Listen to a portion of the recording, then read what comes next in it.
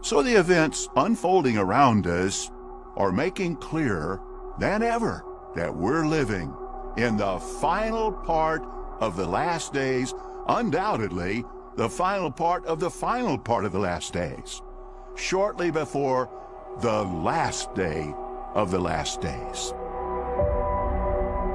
8 million Jehovah's Witnesses around the globe believe the end is nigh for a world that is controlled by Satan, and only they will be saved.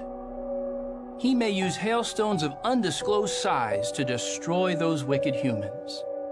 Now, during that time, will we need to fear the natural elements? Not at all. They are raised in this kind of fear bubble in which they're constantly being told the end of the world is near, Jehovah God is going to murder people who are unbelievers, you are going to be judged. But those who've managed to escape the organisation say the real danger is from this group of ultra-conservative biblical literalists. Former Jehovah's Witnesses have come forward to expose practices they say have destroyed lives. Everybody thinks that Jehovah's Witnesses are just lovely people, friendly, nice-looking people who may be a bit quirky, who knock on doors. And it's very difficult to help people understand just how dangerous this group is and what a harrowing experience people who leave have to go through. They will rip you apart. They rip your reputation apart. They rip you apart as a person. I mean, they even ripped me apart as a mum. Spending 50 years as a Jehovah's Witness, particularly once you realise that it's not the truth, has a devastating effect upon you. Silence or stand. The Royal Commission exposed the treatment of victims of child abuse within the Jehovah's Witnesses. Well, it's a pretty cruel way of dealing with someone, isn't it, who has suffered sexual abuse. Well, to have 1,800 victims, over 1,000 perpetrators, and not a single case be reported to the authorities, to the police, it was shocking. I couldn't believe that. In the years since the Royal Commission, little has changed. If you refuse to accept there's a problem, then nothing can ever be done about it. Why are you letting this happen to children? Now in Australia, those scarred by this group are fighting back. It's worse than the Catholics.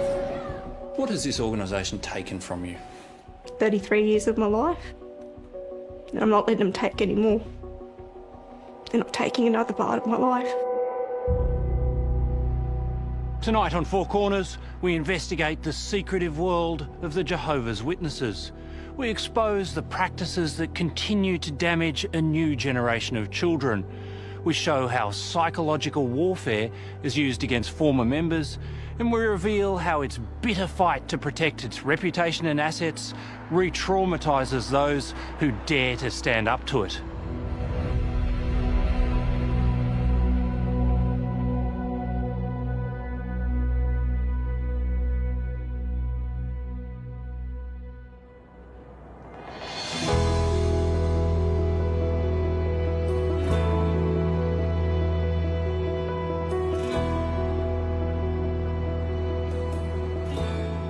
In 2019, Jehovah's Witnesses from around the world came to Melbourne to celebrate their enduring love for God and each other.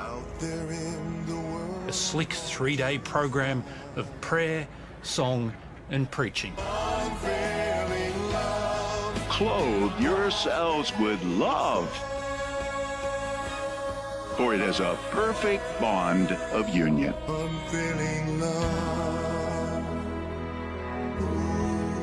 Really, what other group of persons on earth are interested in discussing love that doesn't fail?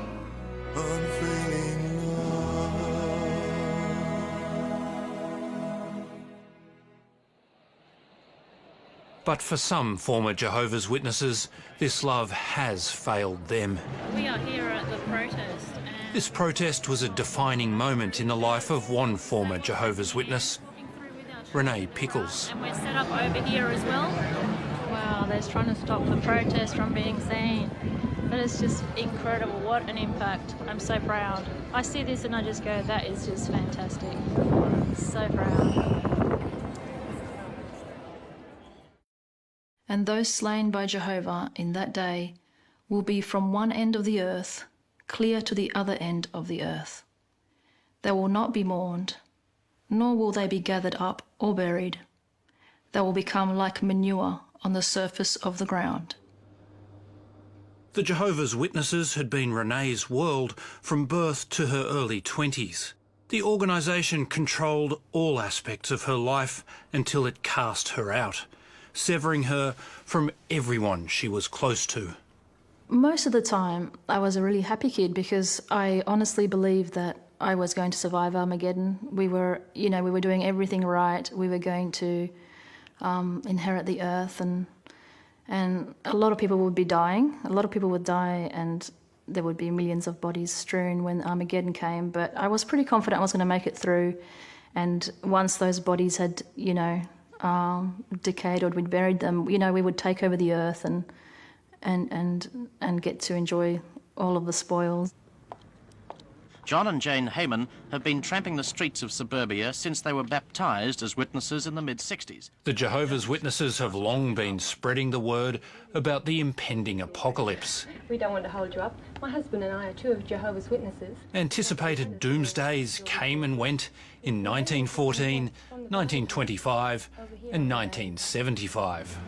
To some, the Jehovah's Witnesses appear as gullible, even comic fundamentalists. To a few, they're prophetic and man's last hope of salvation. But regardless of what one thinks of their message, one can't help admire the sheer persistence of members like John and Jane Heyman as they try to warn Turak housewives of the end of the world. Well, I'm sorry, at the moment I've got the children having lunch.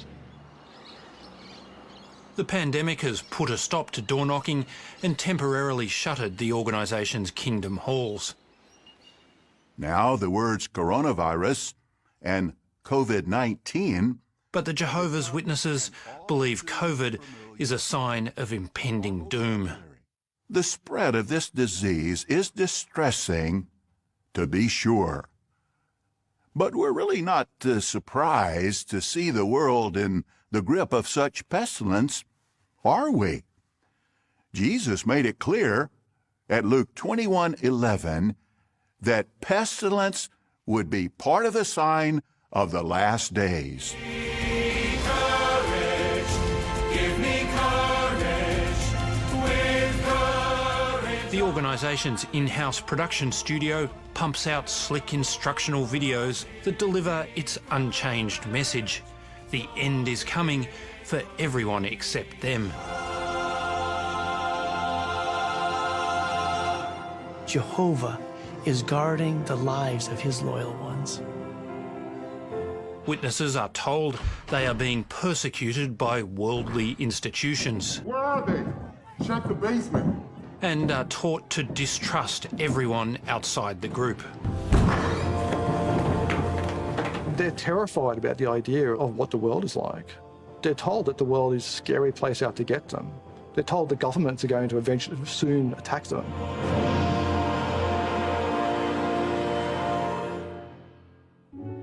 Welcome. This month's program will help us show love and respect in marriage. The Jehovah's Witnesses promote the idea of male headship. Women aren't allowed leadership roles. Jehovah placed the woman under the headship of the man, and as such, her role is to be in subjection to him. Rules are set by a US-based governing body of 8 men who sit at the pinnacle of the Jehovah's Witness organisation, called the Watchtower Bible and Tract Society. All witnesses are expected to obey their instructions and doctrines that influence every aspect of life. Jehovah's Witnesses believe these men are anointed as the voice of God on earth. There is no other means by which Jehovah God, according to Jehovah's Witnesses, communicates with the world. So it is through that conduit of the governing body that Jehovah speaks. So whatever they say is to be accepted as the Word of God and not to be confused with the speaking of an opinion of men. They are absolute leaders with absolute power over the organization. Doubt and fear surround me. The basic premise of their belief system is that the outside world, the world outside of what they call the truth, the belief of the Jehovah's Witnesses, has been corrupted by Satan and is evil. Outside of having to live in the real world, work in the real world, go to school in the real world, they isolate themselves. They see that associating with people, what they call the worldly people, is bad association. The governing body live at a complex they call Bethel, or the House of God, in New York State. This world headquarters is a 100-acre site that replaced a sprawling Brooklyn campus, sold off in recent years for over $1 billion. The governing body oversees a vast global real estate portfolio held in regional headquarters and kingdom halls built by congregations around the world. They're a big multi-billion-dollar asset business. Multi-billion-dollar properties. They sold their assets in New York and moved to New York State and built their new headquarters there, and they're building other big buildings. The Australian branch owns at least 440 properties and last year reported an income of over $32 million. As a religious charity, it receives significant tax exemptions. A charity doesn't have to pay income tax on its earnings. It may also have deductible gift recipient status, which is where the donor gets the tax write-off. There may be other taxes, including state taxes, which are forgiven for charities. I think it's really ironic that an organization that has predicted that the end of the world is imminent and predicted the end 4 times, the last time in 1975, would create a long-term investment portfolio with real estate that they carefully maintained and made a great deal of money on.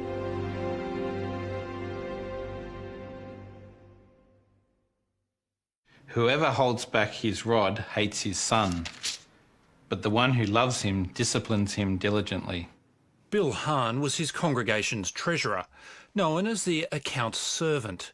He was born into the organisation and raised his children as witnesses. What did you miss out on? Soccer. That was my big thing as a kid. I'd ask every year, can I play soccer? And I'd be like, no. It interrupts it. We've got to go witnessing, we've got to, meetings. Birthdays, we never celebrated birthdays. School Christmas activities, never involved. You grew up to feel like you were a foreigner in your own country. And yet you did the same thing to your own children. They were probably around 10, 12 at the time, and we knocked on a door, and it was a nice fella, and he said to the boys, "Oh, boys, wouldn't you rather be out playing soccer in the morning?" And my dear middle boy Oliver just like, "Oh, no, it's all right. We like to meet people and talk to them." And I felt so sorry for him, and it really just came back to me of all that loss that I felt as a child. And then there's the fear, recounted by so many former Jehovah's Witnesses. What would get me was the little children out in the world, as they called it, because they were worldly people. The thought of them dying, that used to upset me, because we were taught that only Jehovah's people in the organisation would survive Armageddon. Everyone else on the outside would die. So it was our job to go out witnessing to try and bring as many people in as we could. And if you didn't take the opportunity to witness, you had their blood on your hand.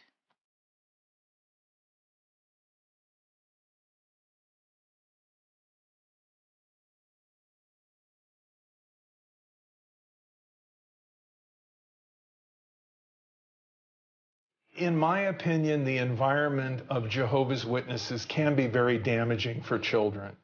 They are raised in this kind of fear bubble in which they're constantly being told the end of the world is near, Jehovah God is going to murder people who are unbelievers, you are going to be judged. And there's this pressure to save people, to go door to door, to proselytize. And at the same time, no birthdays, no holidays. It's really kind of abysmal.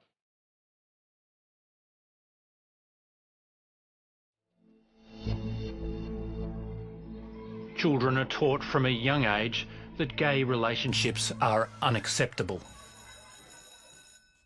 Carrie drew two mommies. She told me they're married to each other. My teacher says that all that matters is that people love each other and that they're happy. Well, people have their own ideas about what is right and wrong. But what matters is how Jehovah feels.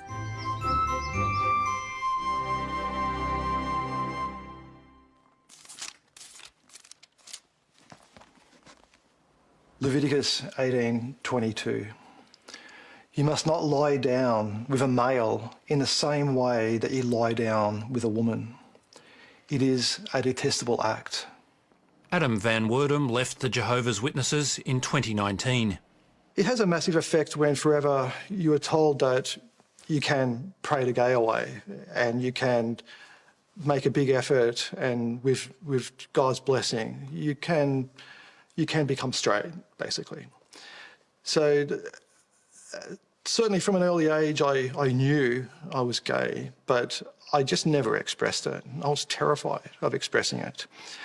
The hostility in the congregations for gay people is quite extreme. To decline higher education and have the... Independent thought and analysis is discouraged, as is higher education. Higher education often instills a sense of superiority and self-reliance that is in direct opposition to the Christian personality. We will not need doctors or lawyers after Armageddon, but we will need carpenters and plumbers and similar construction trades.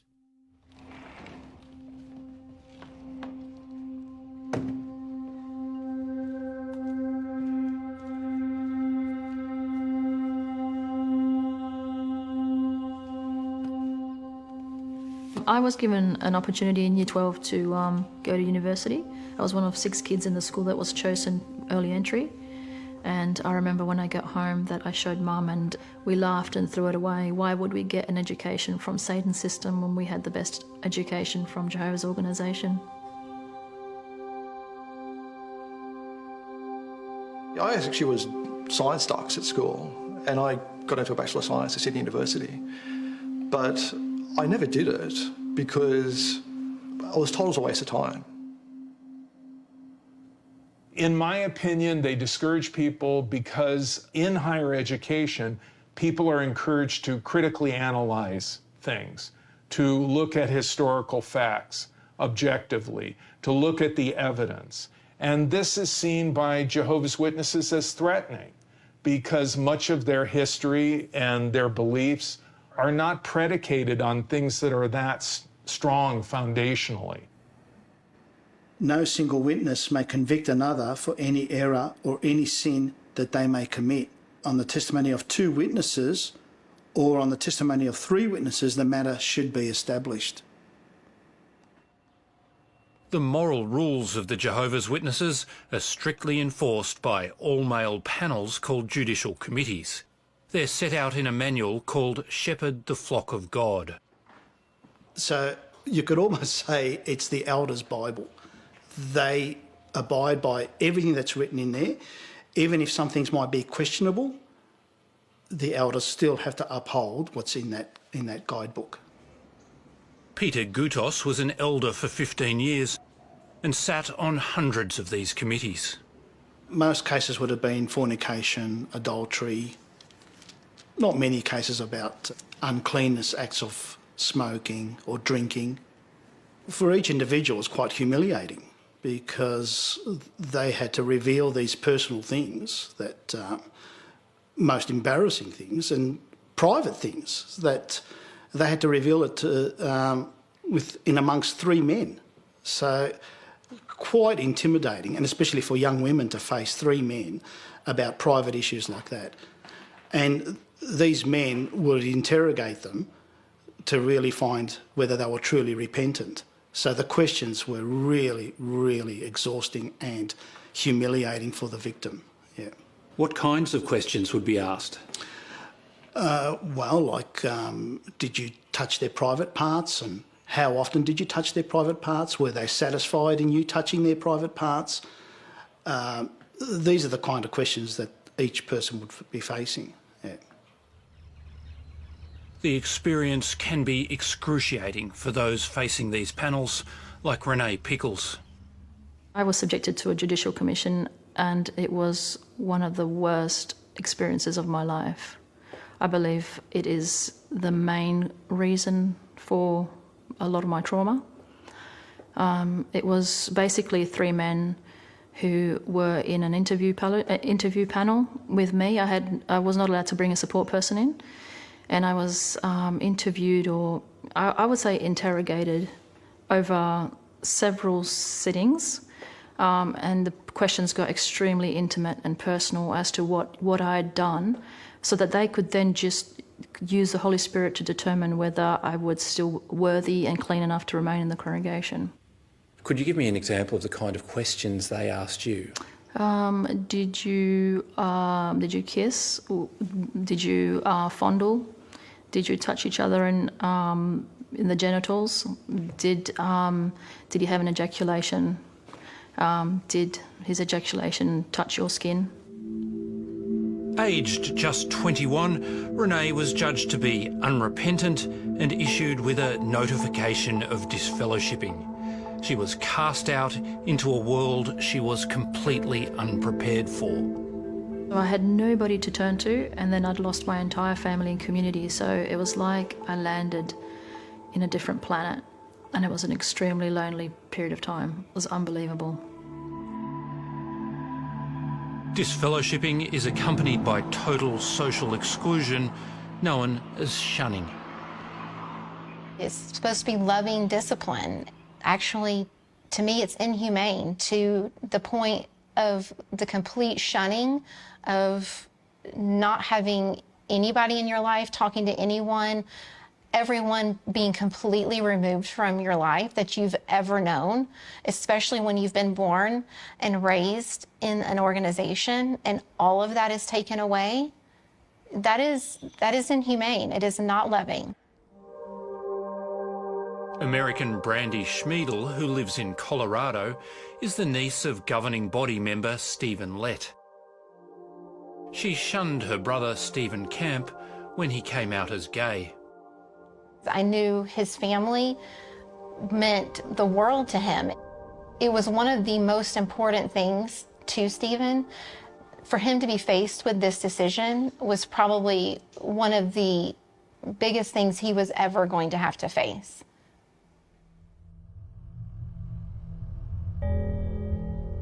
After 5 agonising years, Brandy privately resumed contact with her brother, but the rest of the family continued to shun him.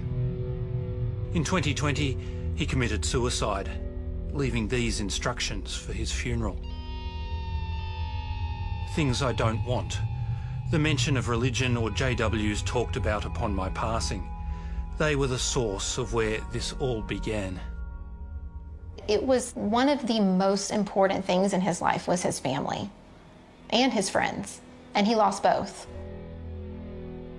Soon after Stephen's death, his uncle, Stephen Lett, gave this address about the impending apocalypse. There will be many others who will come back, who will have to abandon their former way of life. I was thinking, as an example, a homosexual.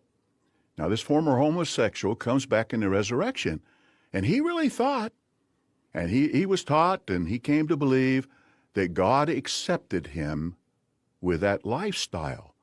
But now he's going to learn about Jehovah's moral standards. It was extraordinarily insensitive, especially this is just a few months after my brother had died. It did give me the courage to speak out about this because this needs to end. because it is hurting way too many people. I have had hundreds, if not thousands, of people reach out to me saying that they have experienced almost the exact same thing that Stephen has gone through, or they know someone that has, and the vast majority of them have either attempted or they know that someone has killed themselves for the same reasons.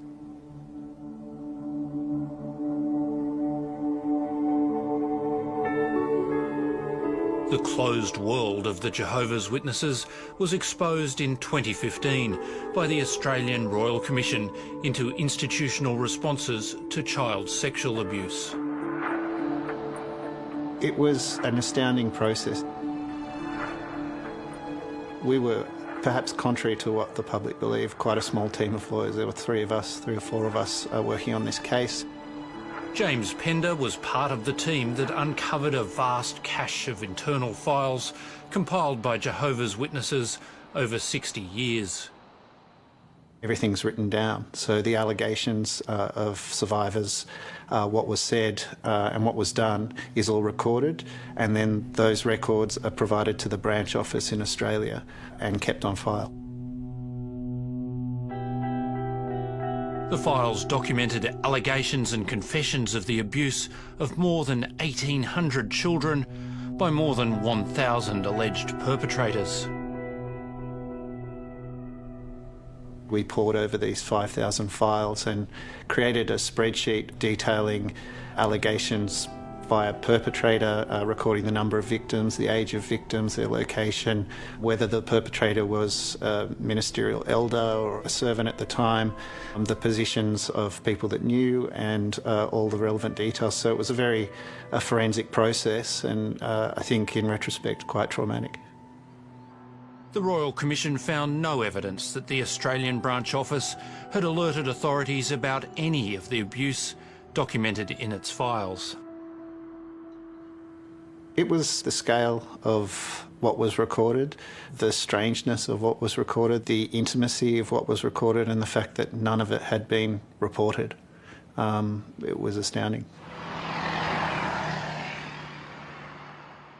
Well, to have 1,800 victims, over 1,000 perpetrators, and not a single case be reported to the authorities, to the police, it was shocking. I couldn't believe that.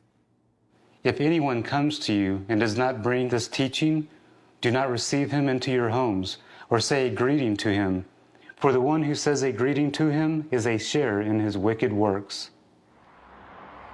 The scale of abuse staggered Kevin Dean, who was a Jehovah's Witness elder in the US. When you look at the numbers in Australia of Jehovah's Witnesses, and then you look at the numbers in the United States, we have over 1 million witnesses. Well, I knew that the situation is even much worse, probably, in the United States than it is in Australia. When an allegation of wrongdoing is made within the Jehovah's Witnesses, internal action against the alleged offender is taken by a judicial committee of elders only if there is a confession or 2 witnesses. So if there isn't a second witness, then likely that allegation is not considered to be justified and therefore the sin not to have been committed. And so no action would be taken by the congregation in relation to that allegation of abuse. What we know about child sexual abuse is it doesn't take place in front of people, it's secret, and often only the perpetrator and the victim are present. So that's a very dangerous practice, that they won't accept that an allegation has occurred without 2 witnesses. The Jehovah's Witnesses have contested the Royal Commission findings and continue to dispute that the organisation has a problem with its handling of child abuse. It commissioned a 2018 report that argued that the Royal Commission had an inherent unfairness and that the organisation shouldn't be held responsible for abuse that occurs within the families of witnesses.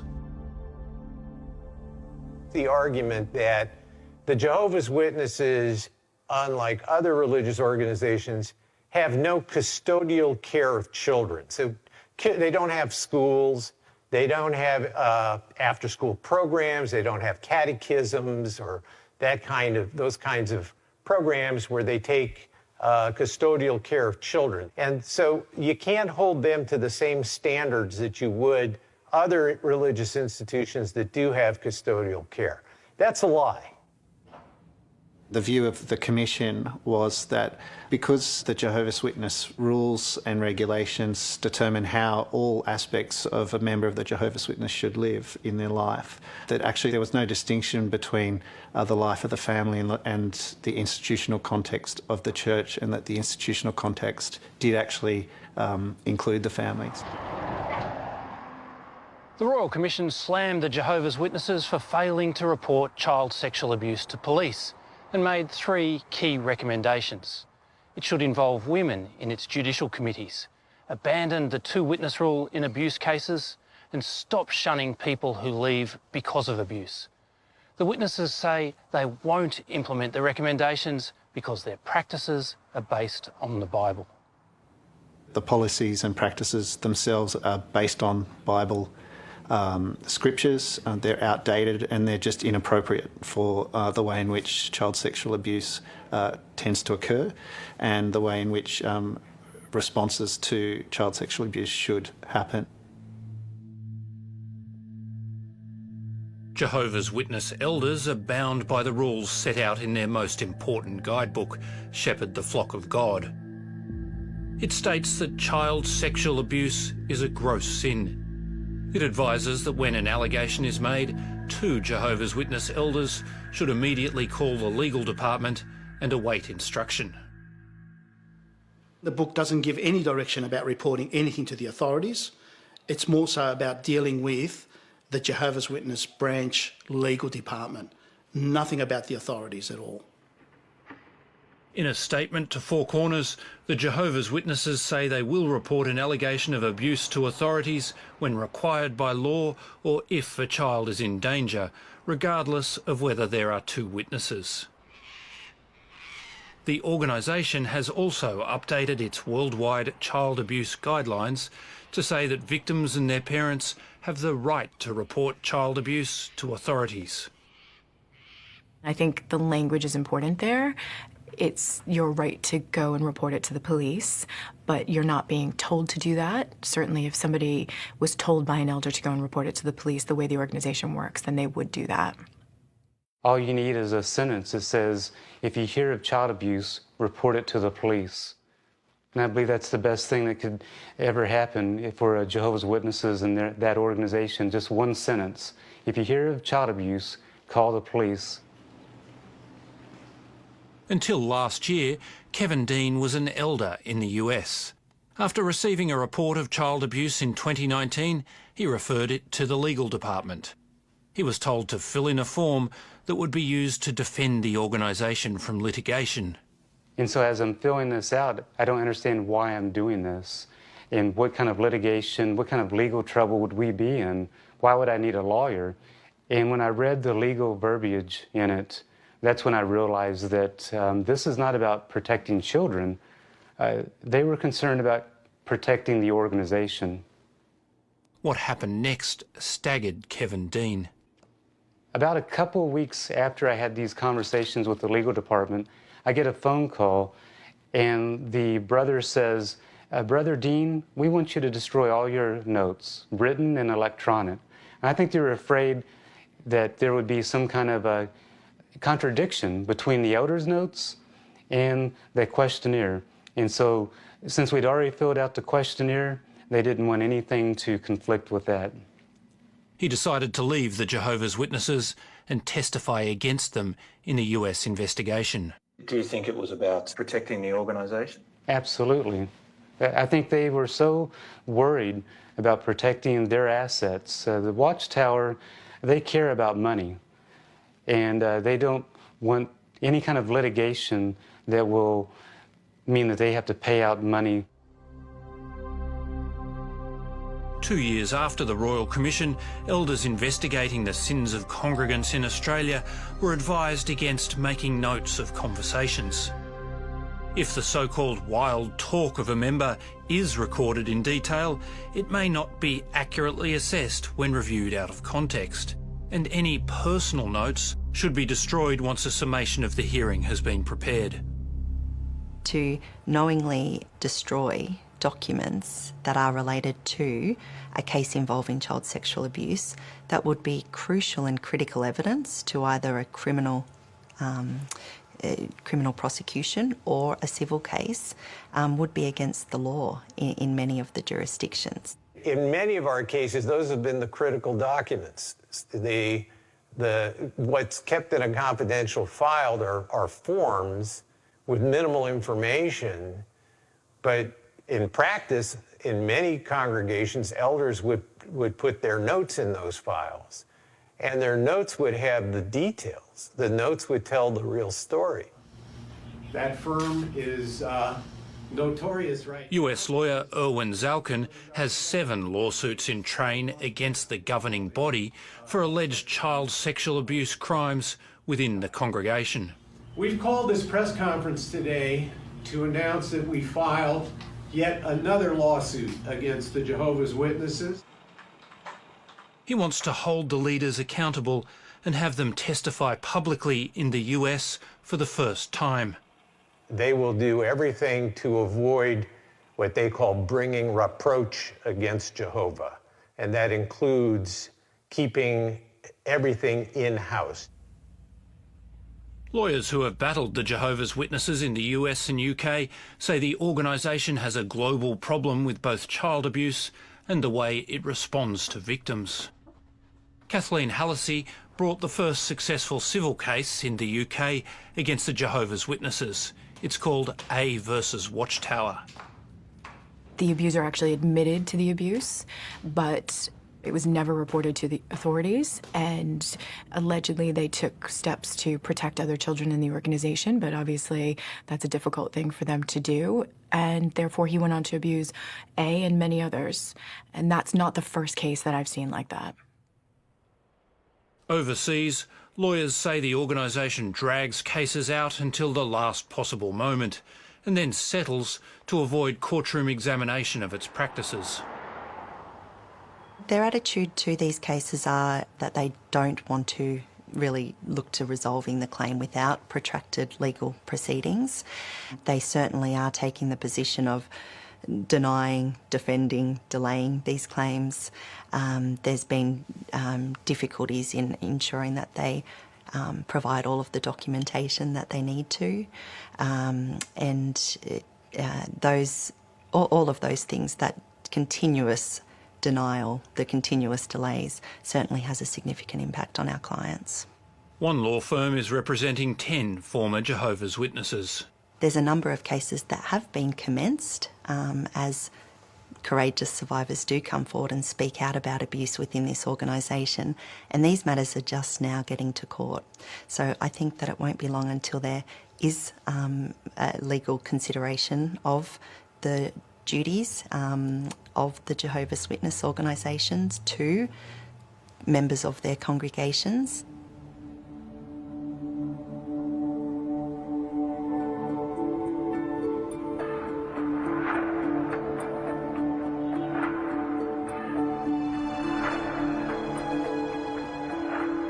As an 11-year-old girl growing up in the remote Queensland town of Mount Isa, Amy Whitby says she was sexually abused inside the home her family shared with another Jehovah's Witness family. The job of an elder is to shepherd the congregation, to look after the flock, to keep them safe. That's their job because we're Jehovah's people. And it's their job to keep us safe, and they failed. Amy's mother says she complained about the alleged abuse to a witness elder. There was meetings with the elders in my friend's home, but I was never believed. I was told that I was mental. They used my illness against me because I had that breakdown and I suffered manic depression. And so they used that against me. As part of Amy's case, she's claiming that the elders must have known the alleged abuser had been convicted the previous year of offences against an 8-year-old boy. So there'd just be no way that those elders would not have known that he was charged, arrested by the police and charged, and then went to court. There's just no way they would have not knowing about it. It just doesn't happen in that religion. You know, people spy on each other. You're told it's your responsibility. You hear something about someone, you are to report it. The Jehovah's Witnesses say local elders weren't aware of the prior conviction, and regardless, the organisation isn't responsible for the acts of its members within the family home. Despite Teresa's complaints, the man remained in the congregation and even gave Bible readings and talks from the stage. It would make me so angry. It would make me so angry to the point that I would get up and I'd go outside and I'd just pace. And I'd just pace and I'd just be going around and around and around, and just that anger, because all I wanted to do was run in there and scream at them that he shouldn't be allowed up there. Why is he allowed up there? My room was completely dark. After 30 years of suffering the consequences, Amy is now suing the local Jehovah's Witness congregation and the Australian head office. Our job is holding them accountable in terms of... I feel like what happened had a bit of a domino effect on the rest of my life, with things that happened to me after. So, yeah, you know, I wonder sometimes what my life would have been like if that hadn't have happened. Would my self-confidence, my self-worth... After 2 years of legal wrangling, Amy Whitby's case is now headed to trial. It would be the first time in Australia that the Jehovah's Witness organisation has defended sexual abuse allegations in court. The courts in overseas jurisdictions have found that they have been found to hold a duty of care to children, and they have been found liable for breaching that duty of care. And we think that the Australian courts will make that same determination when they're called on to do so.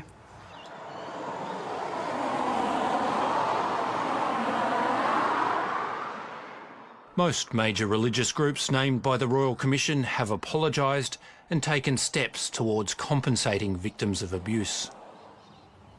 We're not seeing any of that in terms of responses from the Jehovah's Witnesses. Since the Royal Commission, ourselves, we've resolved over 900 cases successfully, and for around $150 million in compensation.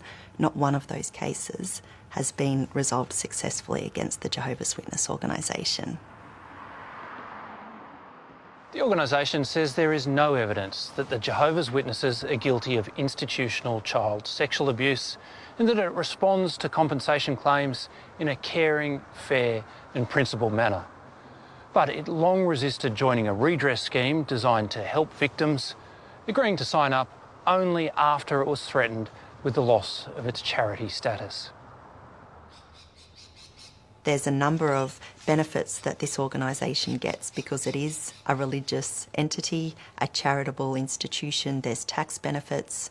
So one way that the government could ensure that this organisation was more child safe is to remove some of those benefits that it gets from their status, to remove those until they can prove that they are a child safe organisation. The people who break away from the Jehovah's Witnesses pay a terrible price. They remain cut off from their families and closest friends, those they love the most. Within the ex-Jehovah's Witnesses, we do it once a year, is a Memorial Day. I did it a few times. You take a bunch of flowers and a card to mourn the loss of your family and leave it on the door of a Kingdom Hall. It's like a death, and that's where I've come to terms with. Mum died 3 weeks ago, and I just got I knew it was coming at some point, and I just got a text message from my brother say, "Oh, by the way, Mum died yesterday of stomach cancer, doesn't want a funeral, didn't want a fuss," and that's it, Jeff. Bill Hahn also grieves for his 3 oldest children, who continue to shun him. So really, for the last 10 years, from when the reality of it set in, that, okay, if they view me as dead, that you almost mourn in reverse. I've just had to grieve the fact that, look, until they wake up themselves and leave and come out of the religion, that basically I just have to view them as that they've passed away, which is not nice, but it's a way of coping.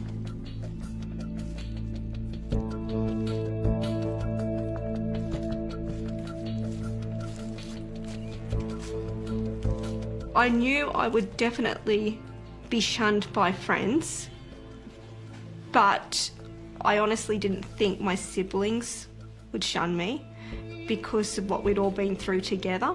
One little grandson was with his dad, and his dad let him speak to me, and he said, I'm forgetting you, Nanny. And he said, I'm sorry, Nanny. And I said to him, well, I'll never forget you. I said, I will always want you to remember that.